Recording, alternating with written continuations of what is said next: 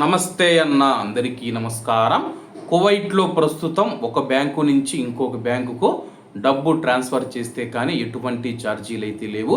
అలాగే యొక్క బ్యాంకు ట్రాన్స్ఫర్లకు సంబంధించి రుజుములు విధించాలని చెప్పి కువైట్లోని స్థానిక బ్యాంకులు ఆలోచిస్తూ ఉన్నాయి. వివరాల్లోకి వెళితే స్థానిక బ్యాంకుల మధ్య పెరుగుతూ ఉన్న ఆన్లైన్ ఆర్థిక బదిలీల పరిణామానికి ప్రతిస్పందనగా ఈ లావాదేవీలపైన రుజుము విధించే కొత్త ప్రతిపాదనను స్థానిక బ్యాంకులు పరిశీలిస్తూ ఉన్నాయి. బ్యాంకులు చేపట్టే నిరంతర అభివృద్ధి మరియు డిజిటల్ పరివర్తన కార్యక్రమాల ఖర్చులను కవర్ చేయడంలో సహాయపడే ఆదాయాన్ని సంపాదించడం కోసం ఈ యొక్క ప్రతిపాదనను పరిశీలిస్తూ ఉన్నామని చెప్పేసి కువైట్లో రోజు ఖర్చులు పెరిగిపోతూ ఉన్నాయి, ఉద్యోగుల జీతాలు పెరిగిపోతూ ఉన్నాయి. అలాగే బ్యాంకింగ్ రంగానికి సంబంధించి అన్ని ఖర్చులు రోజుకు పెరిగిపోతూ ఉన్న నేపథ్యంలో బ్యాంకు నుంచి బ్యాంకుకు డబ్బు ట్రాన్స్ఫర్ చేస్తే దానికి రుజుము విధించాలని చెప్పేసి బ్యాంకులు ఆలోచిస్తూ ఉన్నాయి. ముఖ్యంగా ఆన్లైన్ బదిలీలు ఏవైతే ఉన్నాయో వాటికి సంబంధించి రుజుమును ప్రవేశపెట్టాలని చెప్పేసి ఈ యొక్క ప్రతిపాదన సూచిస్తూ ఉంది.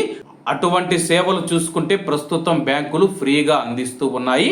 ఈ నేపథ్యంలో ఖర్చులు పెరిగిపోతూ ఉన్న నేపథ్యంలో రుజుములు విధించాలని చెప్పి ఆలోచిస్తూ ఉన్నాయి. ఈ యొక్క రుజుములు మనం చూసుకుంటే 1 దినారు నుంచి 2 దినార్ల వరకు ఉంటుందని చెప్పేసి ప్రతి బ్యాంకు తన యొక్క వ్యూహాత్మక లక్ష్యాల ఆధారంగా ఈ పరిధిలో తమ యొక్క రేటును నిర్ణయిస్తూ ఉందని చెప్పేసి ఆన్లైన్ ఆర్థిక బదిలీలు ప్రత్యేకించి వాణిజ్య చెల్లింపుల పెరుగుదల బ్యాంకులకు గణనీయమైన భారాన్ని సృష్టించిందని చెప్పేసి ప్రతిపాదకులైతే తెలపడం జరిగింది.